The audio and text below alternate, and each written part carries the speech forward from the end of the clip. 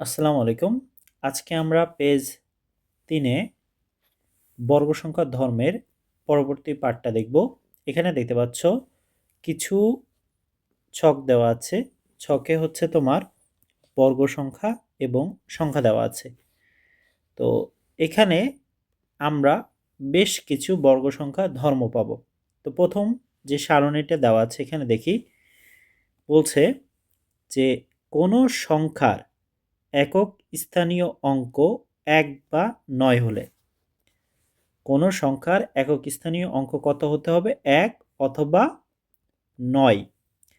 তো এখানে যে ছকটি দেওয়া আছে এখানে দেখো সংখ্যার একক স্থানীয় অঙ্ক কত? ১, ৯। আবার এখানে যে দুইটা সংখ্যা আছে তার মধ্যে প্রথম যেটা একক সেটা ১, আবার পরেরটা দেখো ৯। তাহলে ১ বা ৯, ১, ৯ হলে বর্গ, তাদের যে বর্গ সংখ্যা হচ্ছে সেটা সবসময় কি হবে? তার একক স্থানীয় অঙ্কটা হচ্ছে ১ হবে সবসময়। ঠিক আছে? আমি আবার বলছি, কোনো সংখ্যার একক স্থানীয় অঙ্ক যদি ১ থাকে বা ৯ থাকে, ১ থাকে বা ৯ থাকে, তাহলে তার বর্গ সংখ্যার যে প্রথম সংখ্যাটি বা একক স্থানীয় যে অঙ্কটি সেটা সবসময় কি হবে? ১ হবে। ঠিক আছে? মানে এই পাশের সংখ্যা যাই থাকুক না কেন এইটা হবে ১। তাহলে এখানে বলছে যে স্থানীয় অঙ্ক ১ বা ৯ হলে এর বর্গ সংখ্যার একক স্থানীয় অঙ্ক কত হবে? এখানে দেখো কোশ্চেন মার্ক দেওয়া আছে, তার মানে এখানে আমরা উত্তর বসাবো কত? ১। ঠিক আছে? আচ্ছা, এটা মনে রাখবে, এটা আমাদের পরে লাগবে। এটা পাশে আমি হালকা করে লিখে দিচ্ছি যে যদি ১ এবং ৯ থাকে তাহলে কত হয়? ১ হয়। ১, ৯ থাকলে কত হয়? ১ হয়। আচ্ছা, এবার দ্বিতীয় নাম্বার যেটা দেখতে পাচ্ছ এখানে বলছে কোনো সংখ্যার একক স্থানীয় অঙ্ক কত? ৩ বা ৭ হলে এর বর্গ সংখ্যার একক স্থানে কি বসবে? তাহলে ৩ বা ৭, তাহলে এখানে সংখ্যা ৩ আছে, ৭ আছে, ৩ আছে। প্রথম বা একক স্থানীয় অঙ্ক ৩ বা ৭ হলে বর্গ সংখ্যাটি দেখো ৯ হচ্ছে, ৯ হচ্ছে, 9 হচ্ছে। ঠিক আছে? ৩, ৭ বা ৩ থাকলে ৯ হয়। বর্গ সংখ্যাগুলো কি হয়? ৯ হয়। তাহলে আমরা এখানে কি বসাবো? যে একক স্থানীয় অঙ্ক ৩ বা ৭ হলে বর্গ সংখ্যার একক স্থানে কি বসবে? ৯ বসবে। ঠিক আছে? তো আমরা এখানে শর্টকাটে লিখব কি? ৩ বা ৩ বা ৭ হলে কি বসে? ৯ বসে। আগে কি দেখলাম? ১ বা ৯ থাকলে বর্গ সংখ্যাতে ১ বা ৯ থাকলে বর্গ সংখ্যাতে হয় কত? ১। আর এখানে সংখ্যাতে প্রথম অঙ্কটি ৩ বা ৭ থাকলে বর্গ সংখ্যাতে কত হবে? ৯ হবে। আচ্ছা, এবার তৃতীয় যে রুলসটা এখানে বলছে একক স্থানীয় অঙ্ক যদি ৪ বা ৬ হয়। ৪ বা ৬, দেখো এখানে ৪ আছে, ৬ আছে। এখানেও ৪ আছে, এখানেও ৬ আছে। ঠিক আছে? তাহলে এদের বর্গ সংখ্যা কি হবে? যে কোনো সংখ্যার একক স্থানীয় অঙ্ক ৪, ৬, ৪, ৬ থাকলে তার বর্গ সংখ্যা ৬ হয়। ঠিক আছে? তাহলে এখানে কি হবে? কোনো সংখ্যার একক স্থানীয় অঙ্ক ৪ বা ৬ হলে বর্গ সংখ্যার একক স্থানে ৬ বসবে। তাহলে এটাকে আমরা এখানে লিখে রাখবো, কারণ পরবর্তীতে আমাদের লাগবে যে ৪ বা ৬ থাকলে তাদের বর্গ সংখ্যাতে কি হয়? ৬ হয়। ঠিক আছে? ৬। এই যে এখন আমরা কিন্তু লাস্ট ক্লাসে দেখেছি যে বর্গ সংখ্যার শেষে বেশ কিছু চিহ্ন থাকে, যেই চিহ্ন দেখে বোঝা যায় যে এটা বর্গ সংখ্যা হলেও হতে পারে। তো কোনো একটি বর্গ সংখ্যার শেষে যদি ১, ৪, ৫, ৬, ৯, কি বললাম? ১, ৪, ৫, ৬, ৯ এইগুলা যদি থাকে তাহলে সেটাকে আমরা বলতে পারি পূর্ণবর্গ হতে পারে। মানে সেটাকে আমরা বলতে পারি এটা একটা বর্গ সংখ্যা। যেমন ৮১ বা ৬৪। এখানে দেখতে পাচ্ছ এই ৮১ তে ১ এবং ৪ আছে।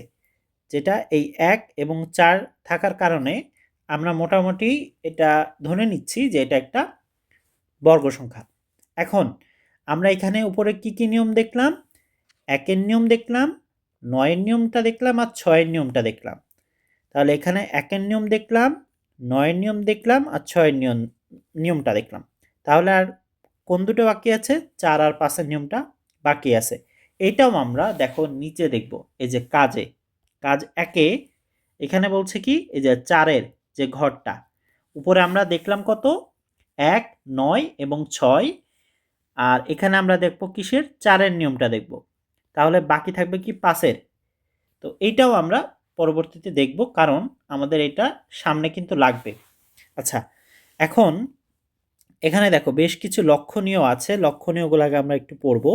বলছে যে ডান দিকের অঙ্ক অর্থাৎ একক স্থানীয় অঙ্ক যদি 2, 3, 7, 8 হয় তাহলে তা পূর্ণবর্গ নয়। এটা কিন্তু আমরা আগেই পড়েছি লাস্ট ক্লাসে, যে 2, 3, 7, 8 থাকলে, অর্থাৎ মনে করো 17 আছে, তার মানে প্রথম অঙ্কটা কত? 7, যার কারণে এটা পূর্ণবর্গ সংখ্যা নয়।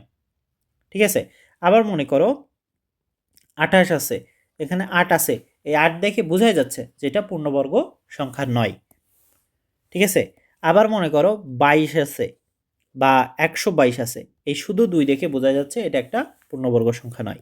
এই আবার এই দ্বিতীয় এবং এই চতুর্থ নিয়মটা আমি তোমাদেরকে শর্টকাটে বুঝিয়ে দিচ্ছি, যে কোনো সংখ্যাতে শূন্যের এই সংখ্যাটা যদি বেজোড় রূপে থাকে, কি বললাম? শূন্যের এই সংখ্যাটা যদি বেজোড় রূপে থাকে, যেমন এখানে শূন্য কয়টা আছে? 3টা আছে। বেজোড় রূপে থাকলে সেটা কখনো পূর্ণবর্গ সংখ্যা হতে পারবে না। সেটা কখনো কি হতে পারবে না? পূর্ণবর্গ সংখ্যা হতে পারবে না। আবার যদি সেটা জোড় আকারে থাকে, মনে করো 1-এর পরে 4টা শূন্য আছে, বা 1-এর পরে 6টা শূন্য আছে, 4টা, আর এখানে কয়টা আছে? 6টা। তো এই 6টা কি? জোড় সংখ্যা। 4টা কি? জোড় সংখ্যায় আছে। তো এই জোড় সংখ্যা থাকার কারণে এই দুটা কি হবে? এই দুটাকে তুমি বর্গ সংখ্যায় রূপান্তর করতে পারবা। বর্গ সংখ্যায় রূপান্তর করতে পারবা। কিন্তু যেহেতু এখানে 3টা আছে, বা মনে করো 1-এর পর 5টা শূন্য আছে, এই শূন্যের সংখ্যা বেজোড় হওয়ার কারণে, 5টা শূন্য থাকার কারণে বা শূন্যের সংখ্যা বেজোড় হওয়ার কারণে আমরা কিন্তু এটাকে বর্গ বলতে পারবো না, এটা বর্গ সংখ্যা হবে না। বুঝতে পারছো? দেখো এই নিয়মটা এখানেই লেখা, যে শূন্য কি থাকে? যদি বিজোড় সংখ্যক থাকে তাহলে পূর্ণবর্গ হবে না। আবার বলছে শূন্য যদি জোড় সংখ্যক থাকে তাহলে তাকে আমরা পূর্ণবর্গ বলতে পারবো। ঠিক আছে? যেমন এখানে বলছে যে 100, 4900, কারণ কি? এখানে এই শূন্য 2টা আছে, এখানে শূন্য 2টা আছে, বাট এখানে দেখবা 10 হবে অথবা 1000 হবে।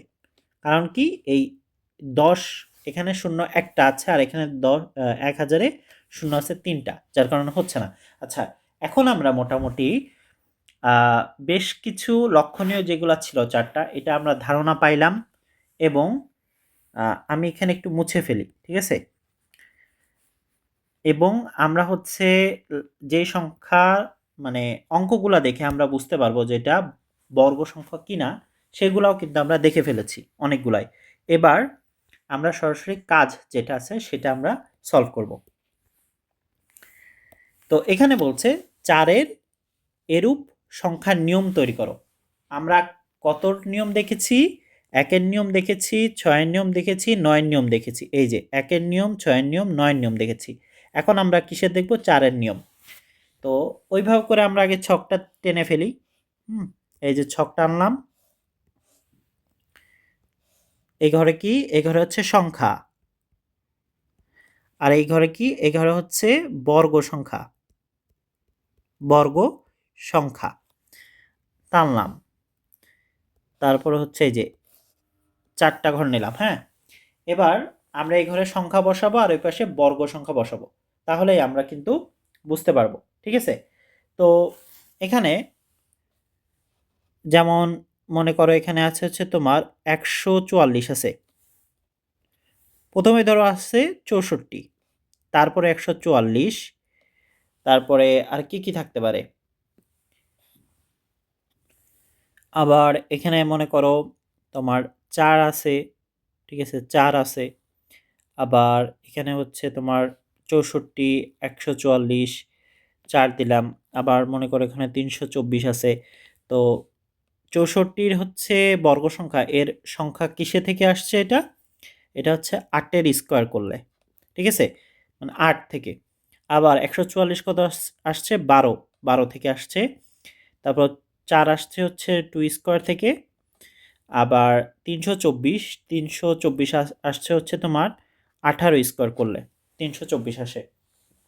এখন এখানে আমরা বোঝার সুবিধার্থে স্কোয়ারগুলো তুলে ফেলবো, ঠিক আছে। আচ্ছা, এবার যে সংখ্যাগুলো আমরা এখানে পেলাম সেখানে যদি একটু খেয়াল করো, এটা কিসের করতেছি, এটা 1 নাম্বার করছি, কাজ কাজ 1 করছি।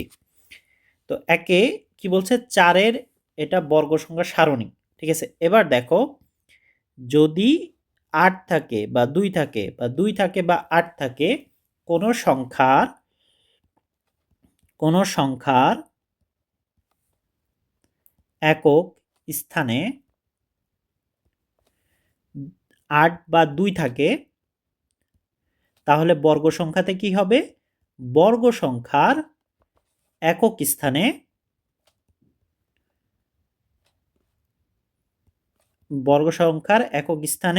কত থাকবে, 4 থাকবে। এই যে যেমন এখানে 2 আছে, এখানে 8 আছে, এখানে 2 আছে, এখানে 2 আছে, এখানে 8 আছে, তার মানে 2 আর 8 থাকলে বর্গ সংখ্যাতে কি হবে, সবসময় এরকম 4 থাকবে। প্রথম একক স্থানের যে অঙ্কটি, মানে প্রথম অঙ্কটি, সেটা হচ্ছে 4 থাকবে। তাহলে এটা আমরা কিসের নিয়ম দেখলাম, এই যে 4-এর নিয়ম দেখলাম, ঠিক আছে। তাহলে শূন্য, উপরে কিসের নিয়ম দেখেছি, শূন্যের নিয়ম দেখেছি। তাহলে আর বাকি থাকলো কি, 5, তাই না, বাকি থাকলো 5। 5-এর যে নিয়মটি, 5-এর নিয়ম হচ্ছে সেম, 5-এর আলাদা কোনো কোনো নিয়ম নাই। 5 হচ্ছে সংখ্যাতে যদি সংখ্যার প্রথম, মানে এই সংখ্যার প্রথম যদি প্রথম একক এ যদি 5 থাকে, তাহলে হচ্ছে তোমার ওই বর্গ সংখ্যাতেও কি হয়, বর্গ সংখ্যাতেও একক কত হবে, 5ই হবে। যেমন এই যে মনে করো হচ্ছে তোমার যদি 5 স্কোয়ার করো তাহলে কত হচ্ছে, 25, 15 স্কোয়ার করলে হচ্ছে 225, 25 গুণ 25 স্কোয়ার করলে হচ্ছে কত, 625।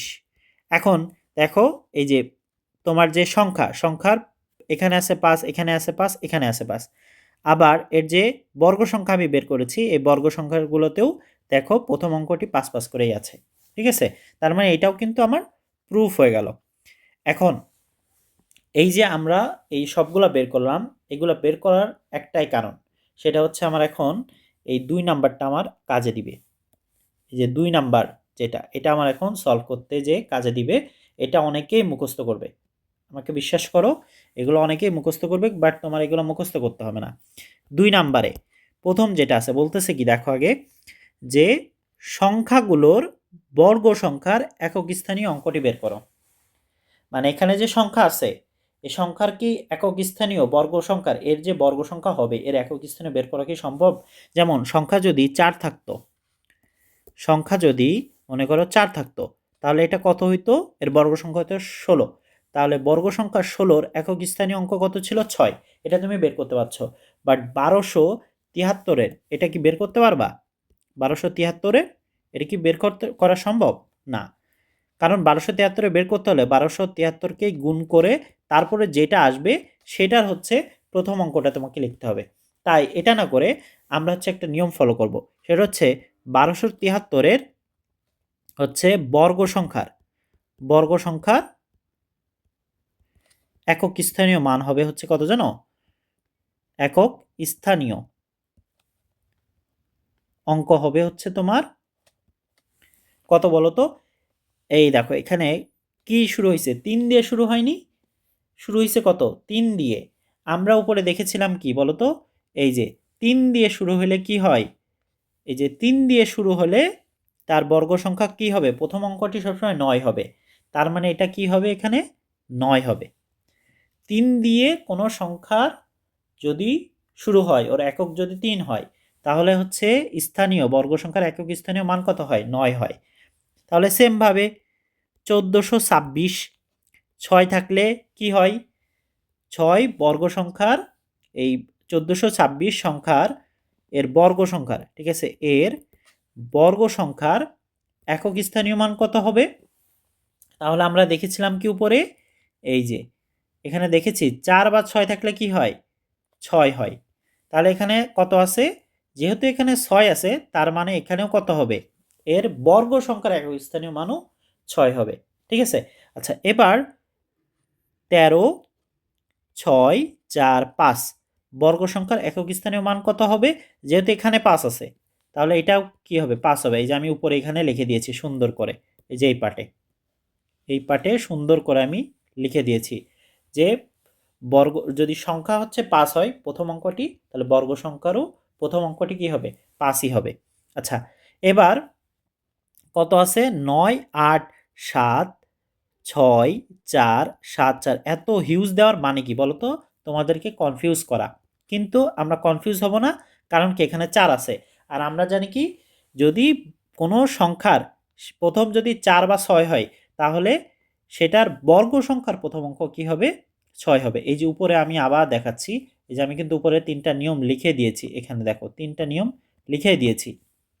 তো এই 3টা নিয়ম আর এই 5-এর নিয়ম যেটা বললাম, এখানে 4-এর নিয়ম যেটা একে বললাম, এগুলো ফলো করলে এগুলা ইজি হয়ে যাবে। আচ্ছা, পরেরটা কত বলতেছে? 99, 580। এখানে দেখো কি আছে? শূন্য আছে না? যখন কোনো সংখ্যার শেষে শূন্য থাকবে, তার ওই বর্গ সংখ্যার ওখানেও কি হবে? প্রথম সংখ্যাটি শূন্য হবে। যেমন মনে করো 10, 10 গুণ 10 করলে কত হয়? 100। তো এখানে আছিল কত? শূন্য, এই জন্য এখানেও শূন্য হইল। ঠিক আছে, এখানেও শূন্য হইল। আচ্ছা, আবার সেম, তুমি যদি 100 করো, তাহলে কত হচ্ছে? 10,000। এখানে শূন্য ছিল বলে এই পাশেও কি হচ্ছে? শূন্য হচ্ছে। এই তো আই হোপ বুঝতে পারছো। প্রথমটা 3 থাকার কারণে 9 হয়েছে, 6 থাকার কারণে 6 হয়েছে, 5 থাকার কারণে 5 হয়েছে, 4 থাকার কারণে 6 হয়েছে, 0 থাকার কারণে 0 হয়েছে।